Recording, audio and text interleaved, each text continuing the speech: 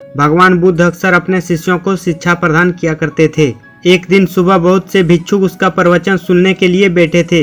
बुद्ध समय पर सभा में पहुंचे, पर आज शिष्य उन्हें देखकर चकित थे, क्योंकि आज पहली बार वे अपने हाथ में कुछ लेकर आए थे। करीब आने पर शिष्यों ने देखा कि उसके हाथ में एक रस्सी है। बुद्ध ने आसन ग्रहण किया और बिना किसी से कुछ कहे वे रस्सी में गांठें लगाने लगे। वहां उपस्थित सभी लोग यह देखकर सोच रहे थे कि अब बुद्ध आगे क्या करेंगे। तभी बुद्ध ने सभी से एक प्रश्न किया, मैंने इस रस्सी में 3 गांठें लगा दी है।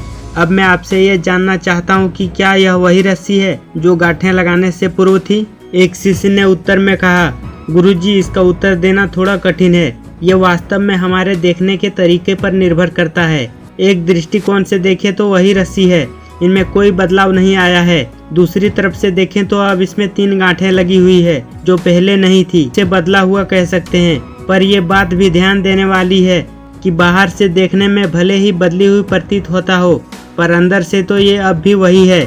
इसका बुनियादी स्वरूप अपरिवर्तित है।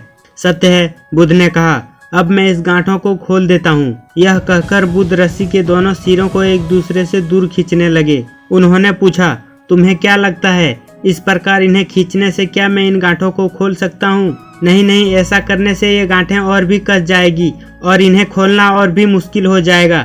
एक शिष्य ने तुरंत उत्तर दिया। बुद्ध ने कहा, ठीक है, अब एक आखिरी प्रश्न, बताओ इस गांठों को खोलने के लिए हमें क्या करना होगा? शिष्य बोला, इसके लिए हमें इन गांठों को गौर से देखना होगा ताकि हम जान सके कि इन्हें कैसा लगाया गया था, और फिर हम इन्हें खोलने की प्रयास कर सकते हैं। बुद्ध बोल पड़े, मैं यही तो सुनना चाहता था। मूल प्रश्न यह है कि जिस समस्या में तुम फंसे हो, वास्तव में उसका कारण क्या है? बिना कारण जाने निवारण असंभव है। मैं देखता हूँ कि अधिकतर लोग बिना कारण जाने ही निवारण करना चाहते हैं।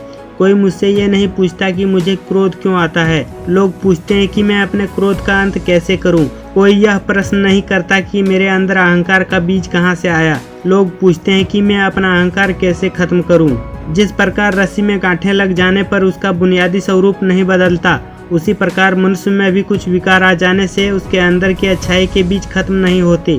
जैसे हम रस्सी की गांठों को खोल सकते हैं, वैसे ही हम मनुष्य समस्याओं का भी हल कर सकते हैं। इस बात को समझो कि जीवन है तो समस्याएं भी होगी ही, और समस्याएं है तो समाधान भी अवश्य होगा। आवश्यकता है कि हम किसी भी समस्या का कारण को अच्छी तरह से जानें। निवारण स्वतः ही प्राप्त हो जाएगा।